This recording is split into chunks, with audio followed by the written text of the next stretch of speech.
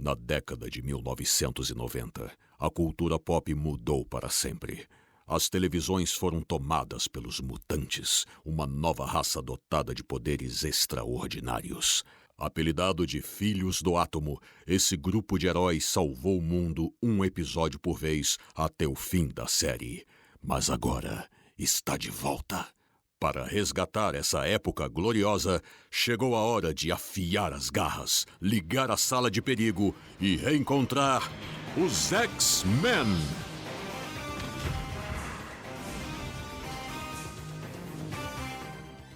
Você está na TV Colossus.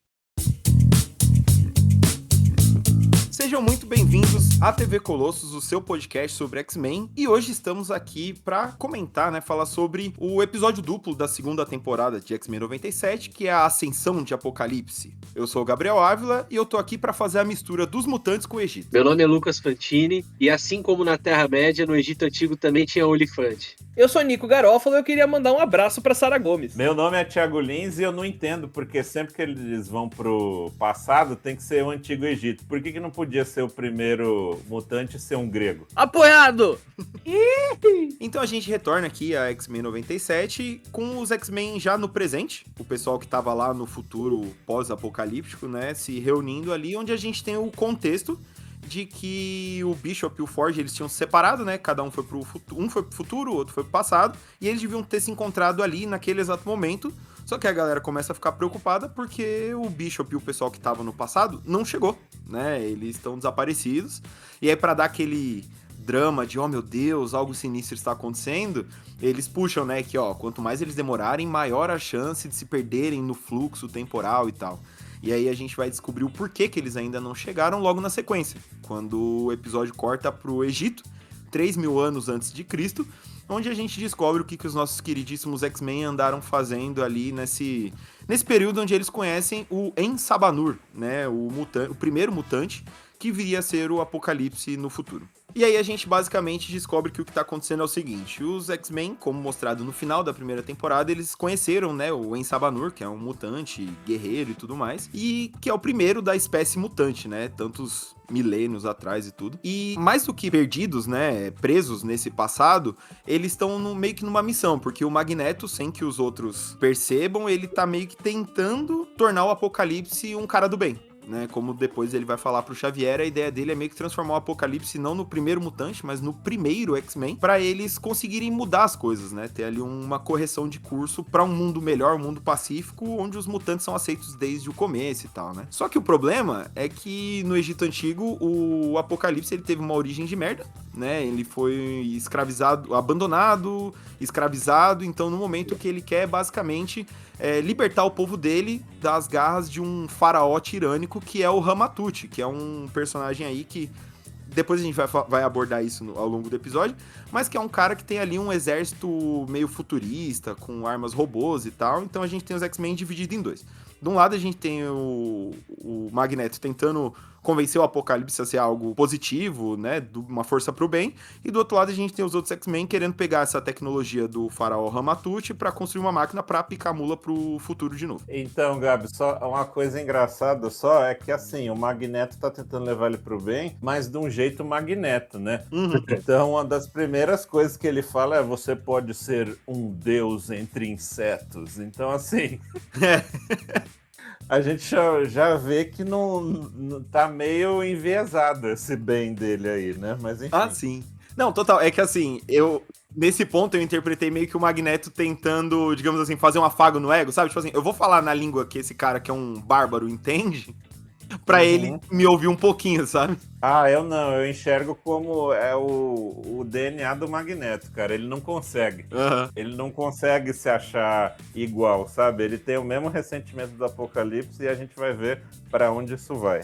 Sim. Então, e o jeito dele abraçar o sonho do Charles, ele não consegue deixar essa coisa da superioridade dele, assim. Tá bem presente lá também, eu penso isso também. Então... Mas uma coisa que eu achei muito bem escrita nesse começo de temporada, assim, pra essas duas linhas temporais diferentes, é que, tipo assim, quando o Ford e o Bishop, foram cada um pra um lado, já tinham coisas acontecendo, sabe? Tipo, eles não deixaram pra continuar a série da onde parou na primeira temporada. Botaram meio que uma passagem de tempo pra acompanhar o público, assim, mais ou menos, né? E eu acho que isso é legal, porque já deixa a história meio já rodando bem, assim, sabe? Quando cada um chega lá, já tem uma coisa se desenvolvendo ali, eu achei que ficou bem interessante. Dos dois lados, assim. Sim, e nisso que você tá comentando, Fantino, eu achei até curioso, porque assim, nesse primeiro momento, quando eles encontram o Ensabanur, né, o Apocalipse, ele é meio que um cara que tá querendo libertar o povo dele de um faraó tirânico e tal, que, curiosamente, é a figura que ele tá exercendo no futuro,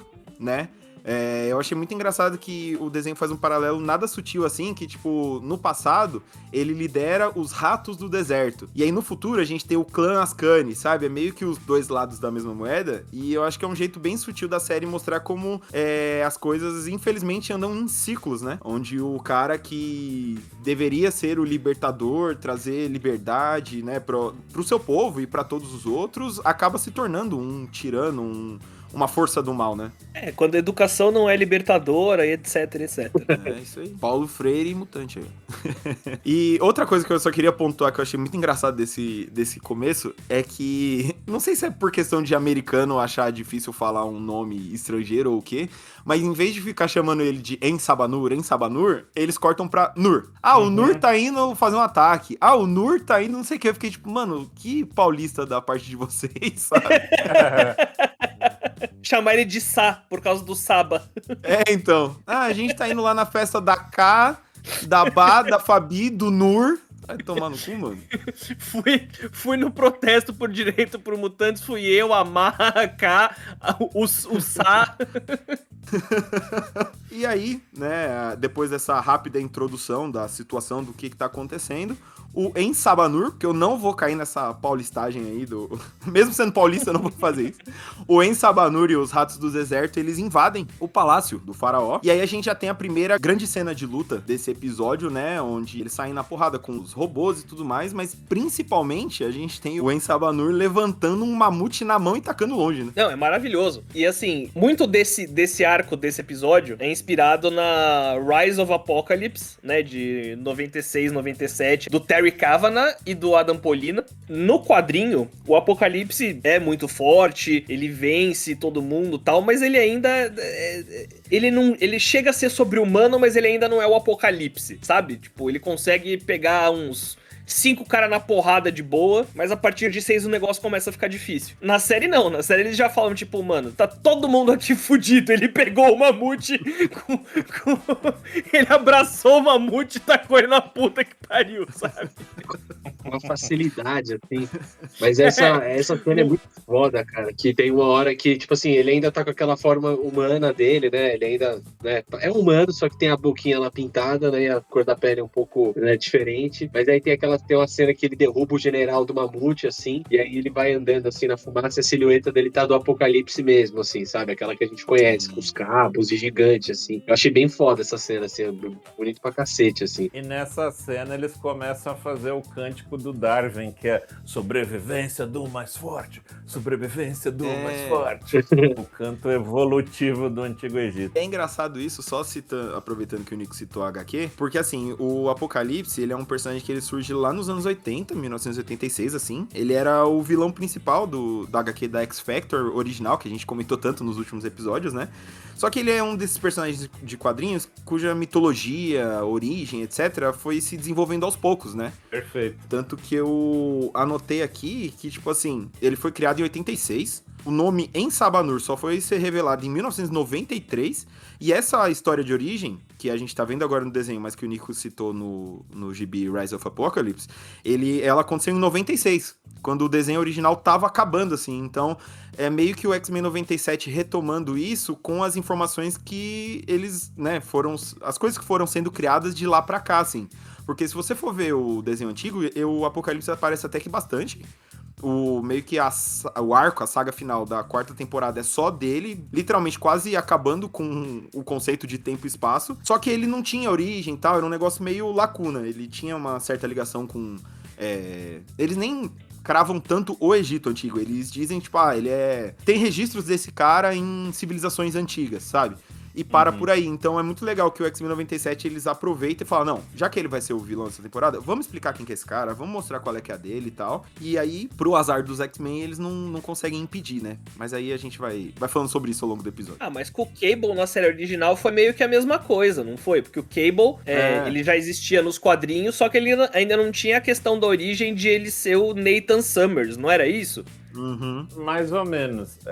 O que eu ia falar é que, assim, o que o Fantini falou dos tubos, cabos e tal, essa imagem, ela vem depois, porque ele, no início do X-Factor, como ele não tinha origem, não tinha nada, ele era um personagem até meio engraçadão, assim, essa capacidade dele de transformar os braços em faca e não sei o quê, ele virava umas formas meio ridículas, assim. Tem uma hora que ele parecia meio que tipo uma enceradeira dos 6 primeiros coisas do X-Factor.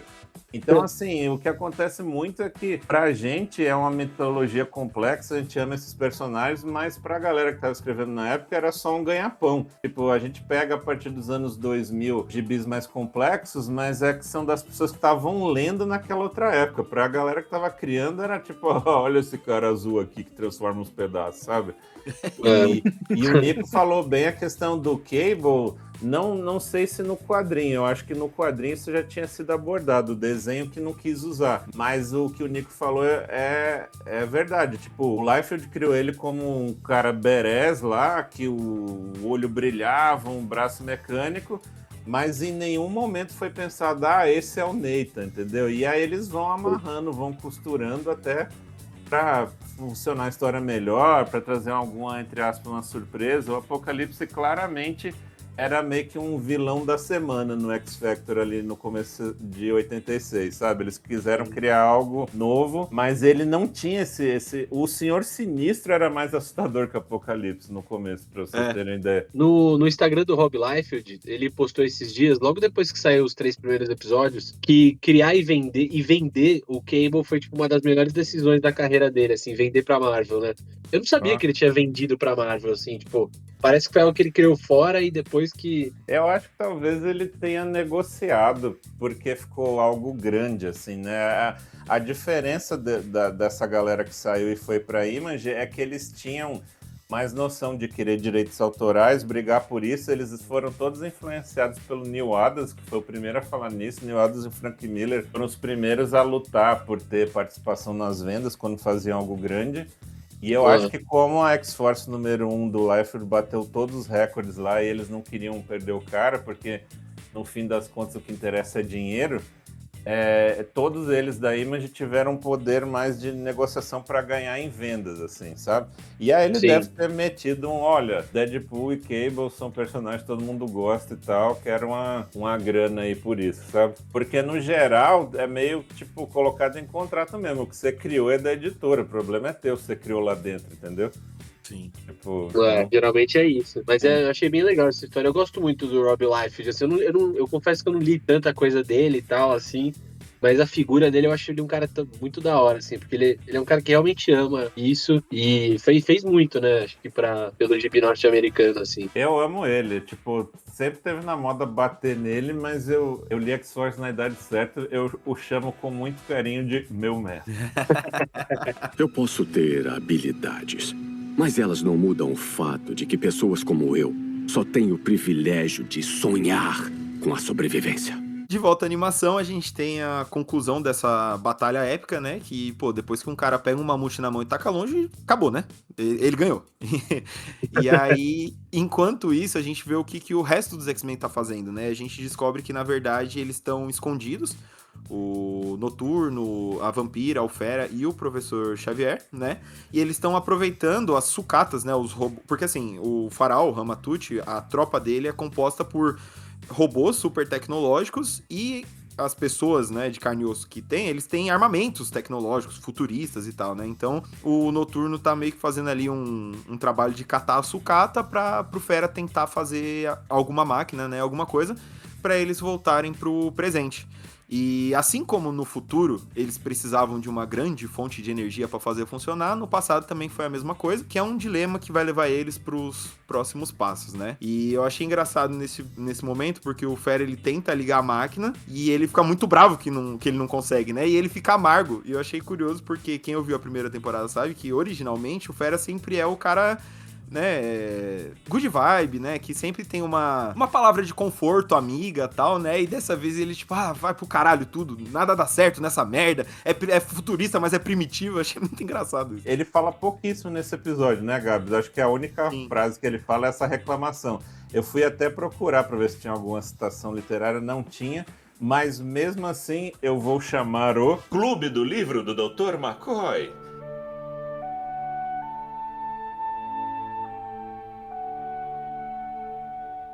Como eu tô Aê! Tava com saudade. Caramba, Finalmente! eu já tava esquecendo como é ler. Nossa, depois de tanto tempo só vendo as figuras. Como o Fera não cita nada, mas eu tava com saudade aqui de falar de literatura, eu usei a desculpa que ele tá criando uma máquina do tempo para falar do livro A Máquina do Tempo, de H.G. Wells, que é uma das primeiras ficções da literatura que trata da viagem no tempo, né? O personagem principal constrói uma máquina para tentar voltar no passado e alterar uma situação da vida dele. E o link que dá para fazer com X-Men, na verdade, é que quando o personagem viaja no tempo, ele encontra meio que uma civilização apocalíptica e dividida entre os que moram em cima da Terra e os que moram embaixo da Terra. Os que moram acima são os Eloi e os que moram embaixo são justamente os Morlock, que é de onde o Claremont tirou inspiração, inclusive o nome é igual, para criar os Morlock, né? Os mutantes que, por serem mais diferentes e terem deformidades, moram embaixo da Terra. E, na real, esse livro, como toda boa ficção científica, é uma crítica social, né, enrustida. Então, o que ele está dizendo é sobre essa diferença de dinheiro, de pessoas, de como as pessoas são tratadas, que uns vivem no paraíso, lá em cima da terra, com todo o conforto, e outros ali escondidos no esgoto, sabe? E só para um contexto, pro ouvinte que talvez começou a acompanhar a gente aqui da segunda temporada, na primeira, que a gente cobriu o desenho dos anos 90, sempre tinha algum momento onde o Fera citava literatura, né? E como o Thiago é um as da literatura, estamos falando aqui de um homem que é um editor, um tradutor, o cara é uma máquina, ele sempre trazia explicava do que o Fera tava falando no Clube do Livro do Dr. McCoy. Então, estamos de volta, baby. E aí, né, no final dessa batalha, a gente vê um pouco na prática o que tá... como a influência dos X-Men tá mudando o Ensabanur, né? Porque em vez de simplesmente matar todo mundo, invadir tudo, fazer aquela destruição total, ele pegou o general do faraó pra interrogatório e tudo mais, e isso deixou a galera dele meio brava, né? Principalmente o Baal, né? Que é o cara que depois a gente descobre que é quem libertou ele, né? Quem libertou o Ensabanur, que era um escravo e tudo mais. E ele, pelo jeito, é o cara que incutiu essa filosofia darwinista macabra no Apocalipse, né? Porque ele fala, mano, a gente tinha que ter chegado lá, destruído e matado e não sei o quê. E o Magneto até meio que dá uma... fala, não, mano, peraí, mas se tivesse matado o cara, a gente não teria informações, né? Aí o mano, mas dane-se, é a sobrevivência do mais forte. Se ele fosse forte, ele teria sobrevivido, blá, blá, assim. É um jeito do desenho abrir ali a escolha que o Apocalipse vai ter que fazer, né? Entre ir meio que pro lado dos X-Men ali, de pensar primeiro e barbarizar depois, ou seguir a natureza, né? O que ele aprendeu como certo, que é simplesmente barbarizar e quem sobreviver, sobreviveu. E aí eles chegam, né, com o preso na base, e eles queriam que o Xavier lesse a mente desse general pra descobrir logo, né, o que o faraó tá tramando e tudo mais. E é muito bom que o Xavier mete um não, porque se eu usar meus poderes, a gente pode aumentar o risco de alterar o passado. E que desculpinha esfarrapada, hein? Pro episódio render. Na moral? Meu, frescura, cara. Olha a situação que você tá. Os caras estão presos no passado. O velho amigo dele, que ele sabe que é pilha errada, tá ali no ouvido do Apocalipse falando um monte de coisa. Assim, senso de urgência. Né? Não, e tem uma hipocrisia no Xavier. A gente sabe que o Xavier, a vida inteira, tinha aquela coisa de, não, eu vou manter a minha amizade com o Magneto, apesar dele ser um vilão, porque existe bem nele, não sei o que, bababá. E aí chega com o Apocalipse, não, Não pode, porque ele não conhecia o Ensabanur na juventude, ele não dá o mesmo benefício da dúvida que ele dá pro Magneto, tá ligado? Aham. Todo o benefício da dúvida que ele dá pro Magneto é porque ele sabe a história do Magneto. Ele fala, tipo, cara, o Magneto é um sobrevivente de um genocídio, e agora tá sendo perseguido de novo, então eu entendo a raiva, não sei o quê. E mesmo vendo que o Ensabanur também é uma boa parte disso, porque tanto nos quadrinhos quanto no desenho, ele é um sobrevivente de outro genocídio, que é o dos Ratos do Deserto, o Xavier não tem esse mesmo sentimento de pena, assim. Precisa que o Magneto lembre ele dessa esperança pro Xavier pensar um pouco mais, sabe? E é até engraçado que, assim, você vê a merda chegando de longe, assim. Porque por mais que o Magneto não seja o sonhador e dessa vez ele tá se deixando sonhar, você sabe que, mano... É um apocalipse, velho. Não tem, sabe? É muito aquela coisa de armar o circo e depois ficar puto quando rola a palhaçada.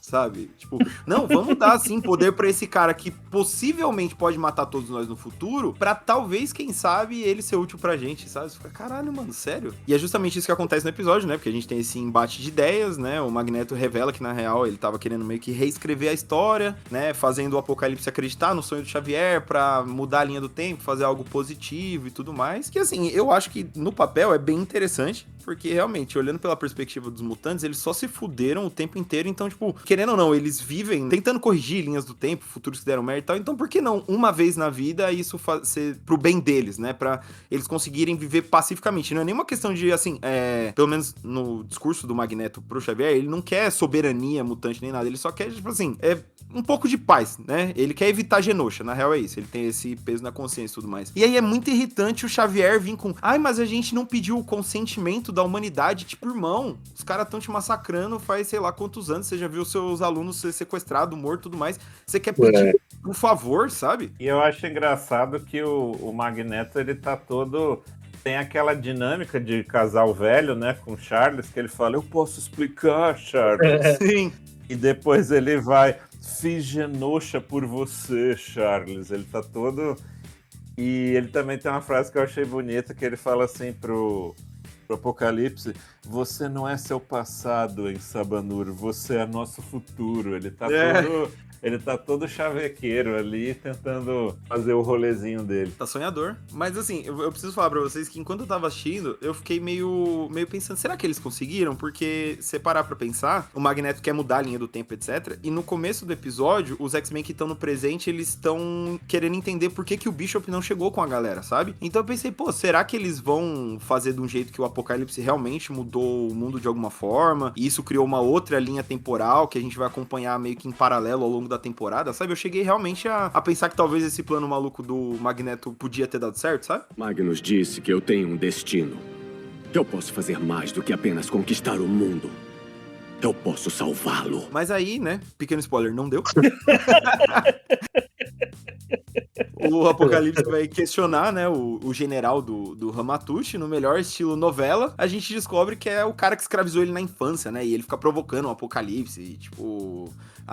sua mãe te abandonou, eu te peguei naquela areia quente, não sei o que, você era fortinho, né, tal. E o Ensabanur chega a querer tentar matá-lo, mas aí o Magneto, né, nessa missão dele de converter o Apocalipse não deixa, tal. E aí eles descobrem que o faraó, na verdade, o que ele tá fazendo ali no Egito, ele tá procurando um templo perdido, vindo das estrelas, né? E aí, pra entender do que ele tá falando, o Xavier entra na mente dele. E a gente tem uma cena bem legal, meio psicodélica, assim, do Xavier na mente do general ali, do faraó. E aí ele ouve uma voz, né, uma presença ameaçadora, falando que o Apocalipse é a maré que leva tudo pras rochas da margem eterna, que ele é onde o filme começa, um bagulho muito sinistro, que aí, de novo, depois de ouvir um bagulho desse, o Xavier não fala, gente, deixa quieto, vamos voltar pro nosso tempo mesmo, não. Ele fala, não, vamos ver no que isso vai dar, né? Só que antes que eles pudessem decidir qualquer coisa, o Apocalipse entra no QG, né, dos X-Men, e descobre que, na verdade, eles mentiram, que eles estavam roubando a tecnologia ali do Ramatut, que eles não estavam querendo ajudar ele, mas sim estavam meio que se aproveitando da situação dele. e ele se sente traído, né? Ele fica muito puto e tal, e se volta contra os X-Men. E aí é o momento onde ele tem a virada de, não, os caras estavam querendo me mudar, na verdade mentiram pra mim, o bagulho é sobrevivência dos mais fortes mesmo, vamos matar geral. E aí o Bishop aparece e a gente tem outra grande cena de ação desse episódio. Ele escalou muito rápido também, né? Assim, Nossa, sim. o cara ficou muito puto, assim, descobrir que os caras eram no futuro. Eu achei meio. Deram uma acelerada. Mas a cena no final foi legal, assim, né? Porque ele ataca o pessoal Sim. lá, enfim. Então, porque aí eles têm, né, essa briga, né, essa luta entre os X-Men e os Ratos do Deserto e tal. Só que aí a gente descobre que o general do Ramatut, ele era outro robô, né, por mais que ele parecesse humano, ele era outro robô. E quando ele foi morto, ele entregou a localização dos X-Men, do Ensabanur, de todo mundo pro Ramatut. E aí o Ramatut meio que solta, né, um ataque ali pra dizimar todo mundo, que acontece justamente no momento em que o Bishop, no melhor estilo Forge, só queria levar todo mundo pra casa, né, então ele dá chega pra lá pro Apocalipse e ia meio que tentar levar todo mundo, só que aí o Ramatut ataca e fudeu tudo. A cena do Bishop aparecendo é muito foda, né? Ele tá lá meio que disfarçado no meio dos guardas, aí ele atira, tipo, mata 3 de uma vez. Aí ele joga uma granada pra cima, aí ele tipo, descarrega um poderzão do Apocalipse que sai voando longe, assim. É uma cena bem maneira, assim, de ação. Eu achei esse episódio mais caído, assim, desses 3 primeiros, mas essa cena de ação no final eu achei maneira, assim, achei que foi legal. Eu acho que esse episódio, assim, ele foi o episódio do simpatizar com o vilão, sabe? Vamos entender esse cara, assim, que tem uma coisa que hoje não dá mais pra ter um vilão que é vilão, sabe? Às vezes parece que as pessoas não querem um vilão que é vilão. Eles querem ter a história de origem, eles querem entender, às vezes ele é só uma vítima de abuso psicológico e tal. Mas no quadrinho também tem essa coisa da sobrevivência do mais forte, tem essa coisa dele ter uma vida... Ele não era escravo desde criança, né, como é no desenho. Ele foi um bebê realmente abandonado pela mãe durante um genocídio dos Ratos do Deserto ali. E o Baal, na verdade, era o líder dos Ratos do Deserto, que encontrou o Apocalipse como bebê. Só que o Baal já tinha visto o templo que nós vamos ver mais pra frente do episódio e decidiu criar o Apocalipse, vendo que ele era uma criança diferente, falou, ele vai libertar a gente. Então, o Apocalipse já cresceu com essa filosofia da sobrevivência do mais forte dos Ratos do Deserto, diferente do desenho em que ele meio que adota essa filosofia como agradecimento por essa versão do Baal ter libertado ele, sabe? O Apocalipse chega a ficar escravizado por um tempo no quadrinho, mas é ali enquanto ele tá tentando se infiltrar na cidade dos reis ali do Ramatut. Mas também, assim, ele já queria dominar no quadrinho, ele já queria assumir aquele lugar. A única coisa que meio que fazia ele pender pro lado mais humano é que ele era apaixonado pela noiva do Ramatut. No momento em que ela vê o rosto dele, ela, assim, rejeita ele completamente. Ela acha que ele veio do inferno e literalmente usa essas palavras, assim. E é isso que quebra ele e que faz ele abandonar a humanidade de tudo quanto é jeito. Eu acho que o desenho tenta criar ali uma esperança nele, de ter sido libertado, de ter vencido as coisas, de ter o apoio do Magneto, sabe? Tipo, eles tentaram dar uma tridimensionalidade maior pra ele do que só ele tomou um fora, sabe? E a gente vê essa tridimensionalidade, né, entrando um pouquinho mais, sendo um pouquinho, ligeiramente mais aprofundada. No episódio seguinte, né, agora a gente já vai entrar na segunda parte, na Ascensão do Apocalipse parte 2, o episódio 4 da temporada, que começa com, né, a conclusão, né, o que vem depois do ataque do Ramatut ali, onde o Apocalipse tá com o Baal na mão, né, no colo, assim, com ódio, porque o Baal morreu, e do outro lado estão os X-Men que sobreviveram porque o Magneto conseguiu proteger eles a muito custo e tudo mais. E aí é muito engraçado que a gente tem outro momento ali dos X-Men meio... A gente vai embora, né? Porque o Bishop, ele chegou pra resgatar a galera e queria ir embora. Tal qual o Forge no primeiro episódio. Só que aí, na verdade, ele descobre que não, que eles estavam ali esse tempo todo porque o Magneto tava com esse plano de tentar melhorar o futuro com o Apocalipse e tal. Eu achei muito engraçado que o Noturno fala, nem todo mundo concordou com esse plano, não. e o Magneto fala, tipo, mano, não é você, Bishop, que vive voltando no tempo pra mudar a linha do tempo? O que você tá falando de mim, sabe? Achei um diálogozinho muito divertido, assim. E aí, enquanto eles estão ponderando entre prós e contras de ficar ou não ficar, o Magneto dá uma de Magneto e sabota o bracelete, né, que poderia levar eles pro presente, e fala, tipo, mano, o que a gente quer mesmo, a tecnologia tá lá no templo, vamos lá buscar. Sendo que, na verdade, secretamente, ele queria levar o Apocalipse até esse templo pra ele virar o mutante poderoso que, tecnicamente, né, na cabeça dele, ia salvar todo mundo, né. Cara, essa hora deu uma raiva do Magneto. Sim, mano. Puta que eu pariu. Eu achei engraçado. Eu vou dizer que eu achei pintudo pra caralho. Ah, não, assim, realmente, né? O cara tem convicção, mas puta que pariu. Não, convicção é uma coisa. Ele foi o dono da bola. Ele pegou a bola e falou: ninguém vai jogar também. Eu achei ele um filho da puta. E eu Não, foi gosto muito do cuzão. Magneto, tá? Ui. Eu não gosto do Charles, também. não. Eu sou time Magneto, mas ele foi um arrombado. Ah, não sei. Pra mim ele foi bem semifinal de Libertadores, sabe? Já... Cara, tá indo pros pênaltis, joga a bola lá pra puta que pariu, fura a bola, joga duas em campo, sabe? Ele usou a catimba. Passou um vento, rola na grama, não sei o quê. Cara, ele falou, foda-se, cara. Mas ele foi muito cuzão, assim, foi ali. Porque é engraçado, porque até então parecia que tava tendo um debate. E aí, a partir dali, ele falou: não tem debate, eu tô mandando, foda-se. Eu gosto muito do Fera. Vamos fazer uma democracia e votar. Aí o Fera começa a levantar a mão. O Magneto, votei. Pode crer. Aí, tá vendo, Thiago? É por isso que não tem exatamente. primeiro mutante grego. Não É tem isso que eu espaço ia pra falar. democracia. É isso que eu ia falar. Então. Eles não estão prontos ainda pra democracia. A primeira experiência da democracia que tentaram fazer entre mutantes, um foi lá e falou não. O Hank Macócrates foi impedido de levantar essa bola. Tic-tac, pessoal. E aí, enquanto o Magneto tá dando uma digitadora, a gente tem o Xavier conversando com o Apocalipse, né? Contando mais ou menos a verdade do que tá acontecendo.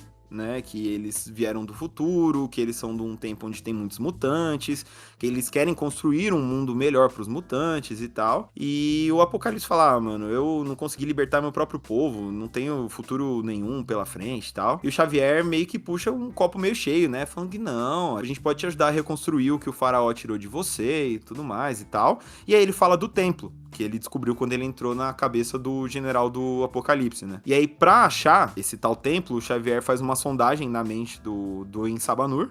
E aí que a gente tem meio que um flashback de tudo que aconteceu na vida dele ali. Desde ele sendo abandonado ainda bebê pela mãe, vendido como escravo, erguendo uns monumentos gigantes. Inclusive, deixei na anotação aqui que esse monumento que ele tá erguendo é meio que de uma entidade egípcia com cabeça de ave, né? Fiquei pensando se não seria o Khonshu, que é o deus do Cavaleiro da Lua. Sabe? Que ali, Egito Antigo e tal. É verdade. E aí ele, enquanto o Xavier tá na mente do Apocalipse, ele ouve, né, uma voz chamando ele a ser eterno, né? Que é uma voz que vem de uma constelação nos céus, que o Xavier também já tinha visto na cabeça do general do Ramatut, né? Nessa hora eles meio que já dão uma piscadinha e depois eles confirmam que, na real, esse templo, ele abriga, né, o corpo de um celestial, que é uma entidade cósmica da Marvel e tudo mais, que nessa versão da animação é o que dá poderes, né? É o que meio que turbina, é o anabolizante do Ensabanur pra ele virar o Apocalipse, né? E aí, Nico, você que leu, isso tem no gibi também? Não, isso não tem no gibi. Como eu falei, a transformação dele acontece depois que ele toma o fora da mulher lá, que aí o corpo dele começa a ficar todo diferente, começa a deformar, assim. O quadrinho é meio que os textos do Ozymandias, né, como secretário do Apocalipse, assim. Então ele conta o passado e depois ele vai 50 anos pro futuro né, desse Egito antigo, em que ele volta pra presenciar os últimos momentos de vida da mulher que deu fora nele. E ele falando, eu vou ser eterno e você e toda a sua linhagem vai ser esquecida pelo tempo. É o clássico enredo do divórcio, né? Assim, que você termina e você quer mostrar pra pessoa que você tá muito melhor sem ela, e aí você começa a malhar, e aí você faz tatuagem, e aí você corta o cabelo, sabe? Tipo, pra mostrar que você superou. Radical. Tomei um fora, vou criar um culto. Infelizmente isso acontece muito, né? 2026 tá mostrando aí. Inclusive, não vote nesse tipo de gente, por favor. Homem, quando termina relacionamento, é 3 caminhos, cara. Ou fica postando muito stories, Sim. emagrece ou adere a alguma ideologia extremista. Sim. Foda que o Apocalipse completou o bingo ali, né? O Apocalipse Fantástico. foi pra todo. É. E achei engraçado, Nick, você ter puxado esse negócio que nos gibis é porque ele tomou fora de uma mulher, porque aí antes deles chegarem nesse templo, ele tem uma conversa muito legal entre o Ensabanur e a vampira, né? Onde eles conversam sobre o amor e dor ali, né, e tal. E a vampira dá uma desabafada que ela, tipo... ela até quer voltar pro presente, mas ela não tá tão animada assim, porque, né, quem ela queria que estivesse lá esperando ela não tá, que é o Gambit, né? E ela até pergunta pro Apocalipse assim, tipo, você já se apaixonou, né? Coitado, aí ele faz ele despeja os traumas dele na menina. Ele fala, ó, eu fui abandonado quando eu era bebê, eu perdi todo mundo que eu conheci, então assim, amor pra mim é dor e dor é fraqueza, então não, né? E a vampira fala, pô... O cara faz o clima. Nossa, total, mano. Tipo, ela só te deu bom dia, tá ligado? E aí ela fala, tá, mas... Ela literalmente chegou e perguntou, você não consegue dormir também? E virou uma sessão de terapia. Não tá conseguindo dormir? Minha mãe me abandonou quando eu era um bebê. Caralho, mano. E aí a vampira, né, ela fala, tipo, ah, beleza, amor dói e tal, mas é o que dá sentido pra vida, né? Tomara que você consiga viver isso um dia. E, infelizmente, não, né? Pro azar de todo Ele mundo. encontrou o amor nos bíceps. É, exato. No anabolizante. Ele e o Cable encontraram o objetivo de vida nos anabolizantes metálicos. Ô, louco, Tadinho. coitado do Cable. Cable tem gente, tem filho, tem mulher. Não, depende da Cable- história. Cable, o Tadinho. pai de família, a diferença é que o Cable foi pro lado bombado do bem, entendeu? É, não, mas o Cable tem família, tadinho. O Apocalipse que não. Criou a Hope. Ele tem mais méritos como pai do que o Ciclope, inclusive. Ah, com certeza. E aí, enquanto tá rolando essa conversa entre Vampira e Apocalipse, a gente tem o Ramatut entrando na cabeça do Xavier, né? Com um aparelho ali que é meio que o cérebro do próprio Xavier, onde a gente meio que tem uma rápida explicação de qual é que é a desse cara. Porque, assim, Ramatut, ele é uma... Pra usar uma palavra que agora tá na moda por causa do cinema, ele é meio que uma variante, né? Uma das identidades do Kang, que ele tem várias... identidades diferentes, ele é um viajante no tempo e tal, e aí ele meio que explica mais ou menos isso pro Xavier, que ele tá ali num ponto crucial que mistura várias linhas temporais, onde ele pode ir pro presente, passado, futuro e tal, e ele tá ali querendo pegar justamente esse poder celestial que tá no templo, né, pra ele poder conquistar tanto o Egito Antigo, onde eles estão, quanto outras linhas do tempo e tudo mais, né. E ele tenta até barganhar com o Xavier, ele fala, tipo, ó, se você me deixar, eu consigo impedir, né, me dá o poder que eu impeço o apocalipse. Só que o Xavier não é bobo, quer dizer, ele não é completamente bobo, e percebe que, na verdade, o cara queria o poder pra ele, né? E fala, não, pode deixar, a gente dá um jeito, né? Só que aí, o Xavier mostra que ele é bobo quando ele justifica isso falando, não, é que o Magneto acredita no Apocalipse, e eu não posso trair o Magneto, então a gente vai até o fim com esse plano de merda. E aí o Ramatut fala, bom, tá bom, eu avisei, eu tentei, vai lá e boa sorte, né? Ô, Gabs, e só pra falar mais aqui sobre o Ramatut, Claro. quem é fã do Quarteto Fantástico já tinha sacado tudo isso, porque a primeira aparição dele é em Quarteto Fantástico número 19. E aqui, direto do meu livrinho The Official Handbook of the Marvel Universe Master Edition, que assim, é meio que um guia para os desenhistas saberem desenhar os personagens de frente, de costas e tudo mais. E tem os dados básicos de primeira aparição e tudo mais. Tem tipo uma parte que é super trunfo, intelligence, extraordinary genius. Mas o que eu achei mais divertido é que, assim, explicam, né, que ele tem uma dupla identidade e que ela é secreta, né? Que a maior parte da Terra não tá ciente que o Ramatut tem a outra identidade e só o conhece como um personagem histórico, né? Mas aí é legal que, assim, tem o ocupação atual, faraó e viajante do tempo. Pô, é uma boa ocupação pra você colocar no currículo, né? Sim. Senior faraó. Experiências, viagem no tempo, conquista de civilizações antigas. Entre 3000 a.C. e 2098 a.C. Depois ele vai fazer texto no LinkedIn. O que eu aprendi conquistando o Egito há 5.000 anos atrás. Fazendo um texto, né? Tipo, as adversidades nos fazem crescer. Se o Apocalipse não tivesse se tornado o Apocalipse, eu não teria, sabe? Você nunca pode prever todos os infortúnios. Minha mãe me abandonou no deserto quando eu era criança. E desde então, todos que eu já conheci, eu também perdi. Amor é dor. Não, só voltando rapidão nos quadrinhos que o Thiago falou do Quarteto Fantástico, a história do Rise of the Apocalypse mostra um pouco, ele tem um pouco de easter eggs das primeiras interações do Quarteto Fantástico com o Ramatut. É bem de fundo, assim, você vê isso em 3, 4 quadros, o Quarteto Fantástico chegando no Egito, meio perdidos, assim, E o Ramatouche, então como eu, vocês também são viajantes no tempo. E eles assim, como é que você conhece a gente? Blá, blá, blá. Então, eles já meio que deixam essa coisa meio plano de fundo, que tudo que tava acontecendo na história do Apocalipse, entre aspas, já tinha sido mostrado no universo Marvel, assim, eu acho muito engraçado. Do mesmo jeito que eles não precisam falar Kang o Conquistador quando mostram ele depois, né, você já sabe quem ele é porque você acompanhou as outras produções atuais da Marvel, o Gibi também não, tipo, eles só deixam ali, bom, na primeira apresentação desse cara nessa identidade, tava acontecendo isso, mas também isso, olha só como o Apocalipse é importante pra Marvel, sabe? Ao invés de ser só vilão da semana que ganhou popularidade. E aí no episódio a gente chega no clímax, né, onde eles estão ali na nave, e aos poucos o Xavier vai percebendo que deu merda, né?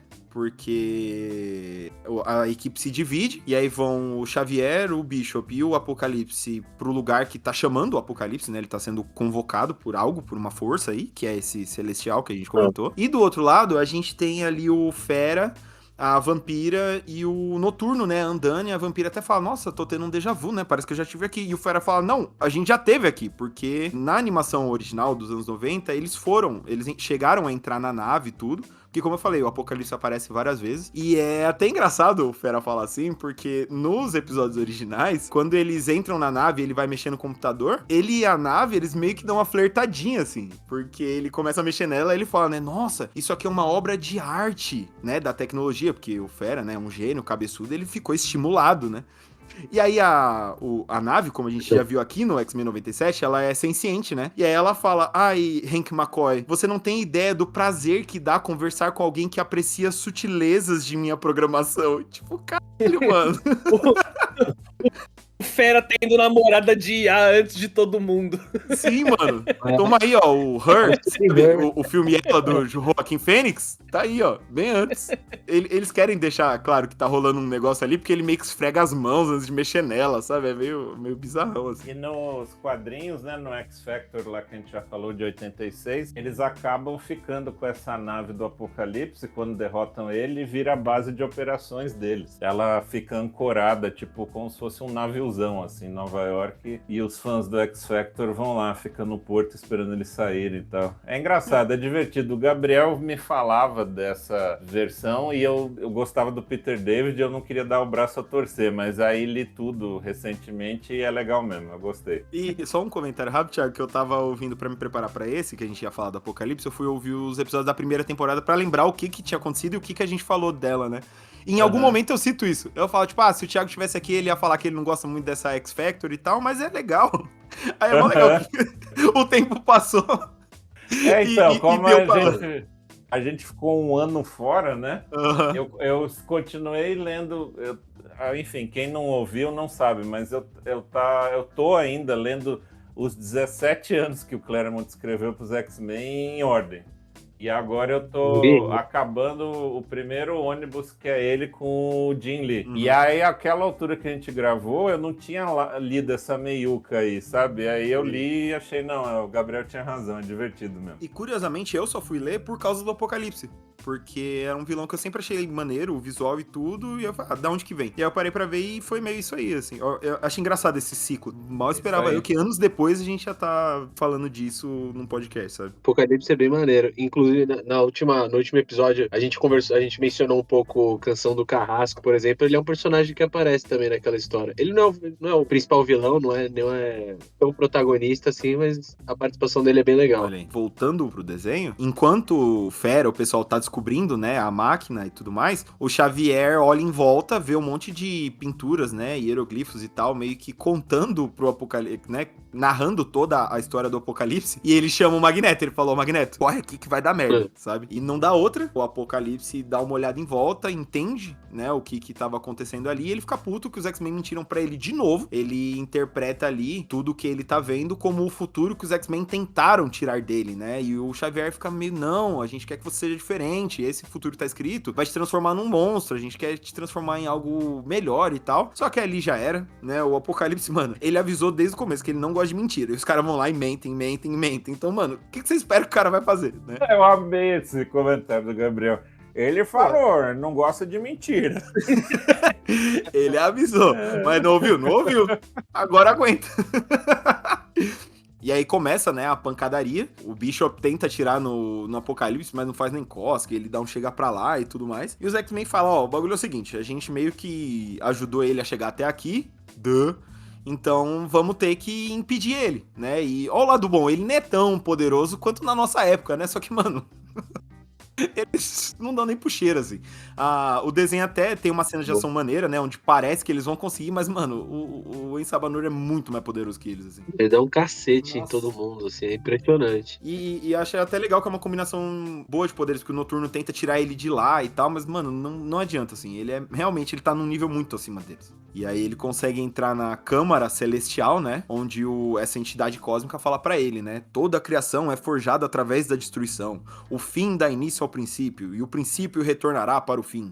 Você será o fim das coisas. Exércitos sonharão com a sua derrota, amaldiçoarão e temerão você. Mas toda a criação deve se chocar contra a margem eterna para prosperar e crescer. Ou seja, mais um paralelo, né? Do jeito que o Nathan tinha a profecia dele, o Apocalipse também tem. E aí ele entra lá para se tornar, que ele deve ser, porque diferente do gibi onde ele tomou um fora, dessa vez ele toma ali um anabolizante celestial e vira o bichão que os X-Men acharam que iam conseguir impedir, né? Nota 10, Charles. Eu acho legal esse destaque que o Apocalipse tem ganhado, assim, nos últimos tempos. Porque, por exemplo, em Krakoa, ele parou de ser só um vilãozão de evento, né? Que aparece, é um super desafio, blá, blá, blá. Pra ser alguém recorrente ali, né? Que aparecia sempre e que era super influente, né? Sim. Tem várias histórias em Krakoa que contaram com uma participação super importante do Apocalipse. E na era atual, pós-Krakoa, ele também continua relevante, assim. Então, eu acho isso bem legal. E a próxima temporada do Marvel Rivals, né, que é o jogo Hero Shooter com os personagens da Marvel, que é um produto importante pra Marvel agora, vai ter,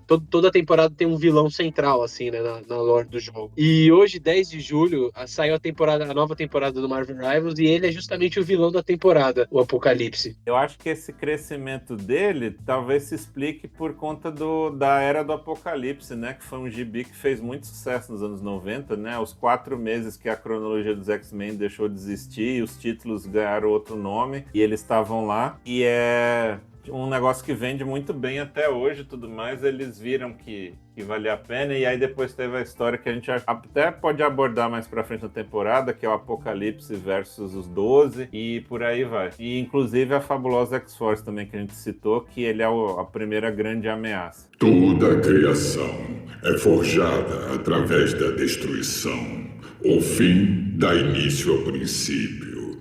O princípio retorna para o fim. E aí, de volta ao desenho, o Apocalipse chegou na sua forma final, os X-Men falam, mano, é isso, fudeu, não tem o que fazer. O Bishop no modo, pelo amor de Deus, vamos embora. Quando ele ia começar a meio que tentar convencer os X-Men que, já deu a merda, bora. O Magneto fala, não, relaxa, você não precisa ser o vilão, porque eu sou. E aí ele faz o contrário do que ele tinha feito, né? Onde ele força todo mundo embora, né? De primeiro ele forçou todo mundo a ficar, agora ele força todo mundo embora. Que a ideia dele era meio que lidar com o Apocalipse sozinho. Só que aí na hora em que o Xavier tava indo, o Apocalipse chega com uma explosão e ficam os dois velhos amigos, né? E aí eles se dividem entre tentar impedir a nave do Apocalipse de causar a destruição que ele ordenou, né? Porque ele aproveita que ele está nessa forma final e fala pra nave, ó, vamos lá pro Ramatut, vamos destruir a cidade, eu não quero que sobre um átomo e tal. Então o Xavier tenta reescrever, né, essa programação da nave, que não aceita, porque ela só, afinal de contas, ela só ouve ordens do Apocalipse. E o Magneto, depois de tentar fazer o Apocalipse escutar pela última vez, né, falando que violência não é resposta, blá blá blá, ele enrola o cara, transforma ele num tabletão, como diz o Fantini, e manda ele embora ali pro Magneto e pro Xavier conseguirem fazer alguma coisa, né? E é engraçado que no meio desse caos todo, o Ramatut percebe o que aconteceu e fala, bom, é isso, eu vou embora. Ele vira as costas, bota a roupinha de Kang e pica a mula pra outro período no tempo. Achei muito canalha, assim. Exatamente o que o Apocalipse fez no primeiro episódio. Caralho, realmente, ó, mais uma. É exatamente o que o Apocalipse fez no primeiro episódio. Eu achei engraçado essa parte, que ele coloca a roupinha e fala, ai, e vai embora, assim. Entra rapidinho, aquela cena de desenho animado que o vilão joga as coisas no carro e sai correndo, assim, foi igualzinho. Isso é tudo, pessoal, e vai embora, assim. E aí a assistente dele olha pra trás e vê, tipo, um buraco negro, tá ligado? Filha da puta! Aí, né, a assistente dele fica em choque, né? Fala, mano, o que eu faço, né? Pô, fudeu. E aí, agora Kang, né, o ex-Ramatut, que agora botou a mascarinha de Kang, fala pra ela, né, tipo, não, fica tranquilo. O seu destino começa hoje porque o poder que vai deter o apocalipse só pode ser desafiado por uma força externa, né, não sei como é que ficou na dublagem em português, que é um negócio de gibi que a gente vai deixar pra falar um pouco mais pra frente no desenrolar da temporada. E aí a gente tem agora, né, o grande momento desses 2 episódios, eu diria, que é quando o Magneto consegue impedir o buraco negro que tava destruindo tudo, ele joga a nave no buraco negro, né, impede as coisas, usa o magnetismo de todo aquele metal pra dissipar o buraco negro, sabe-se lá como. E aí ele acaba arremessado, né, no deserto, assim. Antes do Xavier conseguir chegar nele, o Apocalipse chega com sangue nos olhos, né, e fala, você acha que você é o professor, mas você não aprendeu a lição. Aqueles com quem você se importa vão causar a sua derrota, e quando esse dia chegar, só vai restar eu, porque o Apocalipse tem toda essa pira de ser eterno, a última coisa, né, e tal. E aí ele pega o Magneto pela cabeça e fala pro Xavier, mente pra ele, que nem você fez pra mim, fala pra ele que vai ficar tudo bem. E o Xavier ali já, tipo, mano, fudeu, começa a chorar e fala, Magneto, desculpa, eu não consigo. E aí o Magneto pede desculpa e é obliterado pelo canhão do Apocalipse. Isso aí copiaram o Batman do Nolan, quando o Harvey Dent pega o Gordon e fala, o filho do Gordon põe a arma na cabeça e mente pra ele, Gordon, mente pra sua família que vai ficar tudo bem. Pode crer. Diga a seu filho que ele vai ficar bem, Gordon. Minta. Como eu menti. Mas o final do Magneto eu achei muito badass, assim, é bem legal a cena dele controlando o buraco negro com os poderes dele e tudo mais. Uhum. Então, assim, né, fez merda os 2 episódios inteiros, aí no final resolveu, né, tentar salvar um pouquinho, assim, mas foi bem da hora. Foi uma puta cena foda. Essa foi, mano. Tanto que eu acho que um pouco deles terem dividido esses episódios em 2 foi meio que pra logo na segunda semana já ter um momento Gambit de novo, sabe? Assim, onde um personagem se sacrifica de um jeito muito épico pra todo mundo falar a respeito e tal. E faz todo sentido com o Magneto, né? Eu tava até achando estranho ele ser tão benevolente, assim, né? Ele dá tanta confiança pro Apocalipse talvez ficar do bem, mas quando chega aqui você entende que eles fizeram tudo isso pra ter esse momento de, mano, fudeu. E tem uma coisa meio irônica, né, na questão do Magneto morrer se sacrificando pela ideia do Xavier ali, sabe? Porque ele era o grande vilão que combatia essa ideia, ele tava muito mais alinhado ao Apocalipse do que ao Xavier por toda a série.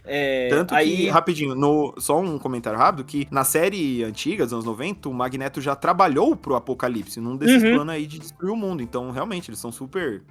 né, como se conhece esses personagens, eles são super alinhados mesmo, assim. Seriam, né? Exato. E a ironia do Magneto morrer por causa disso, depois que ele adota a filosofia do Xavier. E, assim, é muito dolorido, assim, eu acho, entre aspas, arco do Magneto, porque é tipo o arco dos X-Men. Eles vão viver tragédia o tempo inteiro, eles vão ter que lidar com traições, com manipulação, não sei o quê, e vão continuar a luta ali, que é o que o Magneto fez agora, né? Tipo, mesmo tudo dando errado pra cima dele, ele se manteve fiel à luta do Xavier e acabou custando a vida dele, que é o que acontece com vários X-Men ao longo da vida. E também, citando um conceito grego, pra alegrar o Thiago, é a hubris, né? Ele confiou cegamente ali, ele tava muito, não, meu plano vai dar certo e tal, e quando um deles se fudeu, né, ele pagou por isso. Então é meio que o fechamento desses 2 arcos aí, tanto dos X-Men como um todo estarem sempre propensos a se fuder, quanto do próprio Magneto de não ouvir as milhões de vezes que alguém chegou nele e falou, mano, isso pode dar merda, porque deu e deu pra ele, né? Meio que ele foi o que mais se ferrou nisso tudo, né? E depois de citar um conceito grego, eu quero citar minha avó que diria, quem anda com porco, farelo come. E aí, o Magneto foi tentar ser bonzinho, ele não se fudeu, morreu. Tá aí. Fica aí, cara. Isso é o takeaway do episódio. É isso, essa é a conclusão. Mas é foda que a gente tá rindo aqui e tal, mas esse momento ele é mó tenso, assim, porque aí, né, depois que dá merda, o Xavier perde total o controle, assim. Que ele apela, né? Ele começa a gritar, tipo, sua mãe foi sábia de ter te abandonado. Será que ela percebeu que você era essa merda aí? Porra, Baal podia ter te deixado morrer, né, filha da puta. Tipo, mano, ele dá um surto, assim. E assim, é muito já legal ver o Xavier demonstrando emoções, né, como um ser humano, que é algo meio raro, assim. Mas é mais foda ainda o jeito como o Apocalipse não se abala nem um pouco, assim, sabe? Ele, mano, eu sou um deus, tá ligado? Eu podia pisar em você, mas como disse o Magneto, pra que um deus vai pisar numa formiga, tá ligado? E assim, você fala que eu vou ser um monstro, mas eu sempre vou ser. E você? Que vai ficar aí fudido pra trás, sabe? Que é essa filosofia dele, assim, é muito foda. É uma empáfia, uma arrogância, assim, que você fala, mano, fudeu. E com essa mensagem super positiva, nos despedimos por essa semana. Exatamente. É isso, pessoal. Até o próximo episódio da TV Colossus. Segue a gente nas redes sociais que estão na descrição. E abraço. Falou! Tchau!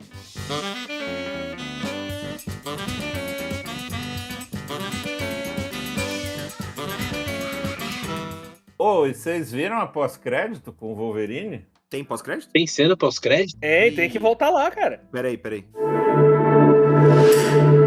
Pô, muito foda, hein? Tinha perdido na primeira vez que eu assisti.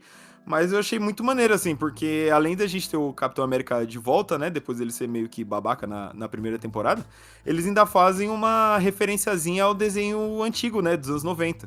Que tem um episódio que o Wolverine e o Capitão América se encontram na Segunda Guerra Mundial, não tem isso? Sim, é o episódio da última temporada, né? O episódio 11. Que é, tipo, Isso. Não sei o que lá, soldados. Velhos soldados. Isso. O legal daquele episódio é que ele é escrito pelo Len Wein, criador do Wolverine. Que da hora. Que foda. Mas aí, nessa pós-crédito, ele encontra o Capitão e a Viúva Negra, né? Uhum. E aí é uma referência a Uncanny X-Men 268, que é uma edição que tem os três na capa, assim, e que passa, tipo, tanto no passado como nos anos 90, né? Mostra meio que, tipo, em 41... no meio da Segunda Guerra e depois... Isso, mostra o Capitão e encontrando o Logan, que a essa altura não era Wolverine, não tinha garra, não tinha nada, era só um arruaceiro em Paris. E depois, corta pro presente, que são eles e a Viúva Negra contra o Tentáculo, né? Mas o episódio da temporada antiga é bem diferente. Foca só no Capitão e no Wolverine, e a história vai para um lado bem diferente. Aí vamos ver, né? Vamos ver se eles vão assumir a Uncanny 268 nesse, ou se eles vão para outro caminho. A gente vai acompanhar nos próximos episódios. Tem na questão do arquivo da Arma X lá, a gente sabe que vai ter a ver com as origens do Wolverine ali, questão de Adamantium, né? Mas que não tinha na 268, que nem o Thiago pontuou aqui quando a gente tava fazendo a pauta, inclusive. E eu achei engraçado que no desenho antigo eles deram meio que uma... Não vou dizer corrigida, né? Mas pro Wolverine ainda ter as garras, ele usa meio que umas manoplinhas, né? Com as garras e tudo mais. E coisa que eu não sei se no gibi é assim, imagino que não. Não tem. No gibi, ele literalmente pega uns canos velho na rua e sai dando porrada no tentáculo. E aí isso, que nem o Nico tá falando do Arma X e tal, é porque é bom lembrar que neste momento, onde ele encontra aí, né, o Capitão e a Viúva, ele tá sem o Adamantium, né? Que o Magneto tirou lá na primeira temporada.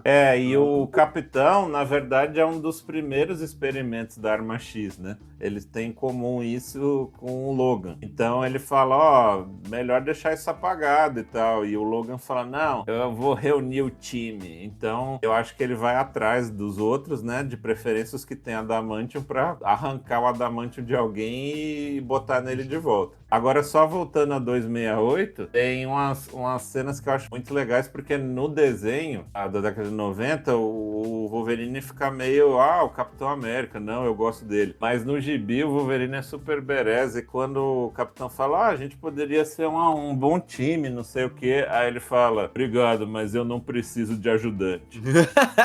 Caralho. Esse momento é ótimo. Ele fala, I don't need a sidekick. O Capitão América tava meio tipo, eu ia falar pra você ser o meu ajudante, assim, tipo, só que o Wolverine fala, só que é muito engraçado porque o Wolverine fala todo confiante e o Capitão América meio que abaixando a cabeça pra ele, assim. Caralho. Sim, e tem uma hora que que o capitão tá preso lá, acontece uma reviravolta, porque na verdade o quadrinho trata do Barão von Strucker, né? E eu acho que o desenho é outro vilão, mas enfim, o capitão tá preso, e aí o Wolverine aparece e tal, e aí só que o capitão não sabe que ele é Wolverine, não sabe que ele tem fator de cura, não sabe nada. Pra ele é só um cara que gosta de bar. E que 5 minutos atrás tinha sido baleado nas costas, tá ligado? Exato, e tinha sido baleado nas costas. Aí o capitão fala, mas eu vi você baleado. Aí o Wolverine chega com a espada pra soltar o capitão e fala, eu melhorei. É muito bom.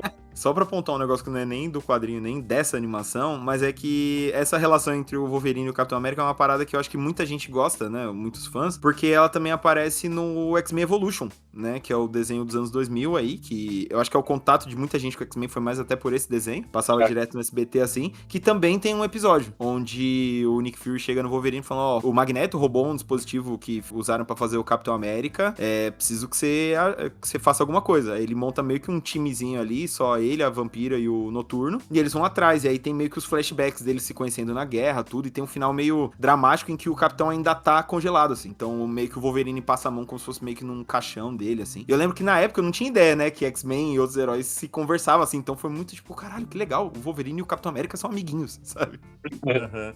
E esse negócio que você falou das garras, que aparece só no desenho, né? Sim. Eu que sou colecionador de boneco, eu coleciono mais Marvel Legends. Recentemente eles lançaram um Wolverine com uniforme de soldado da Segunda Guerra, com capacete e tudo. E aí ele tem esse esquema de amarrar, assim, com as faixas, esse negócio de escalar pra ser meio que usar como garras mesmo, assim. Tipo, eles meio que tornaram o cânone nos bonecos também. Mas é isso, galera. Quem chegou até aqui, quem notou que acabava e tinha mais alguns minutos de extra, ouviu aqui a nossa brincadeira, nossa cena pós-crédito, e aí, dependendo de como for o episódio, a gente retoma alguns conceitos daqui ou não. É isto. Agora sim, adiós. Tchau! Agora sim, abraço.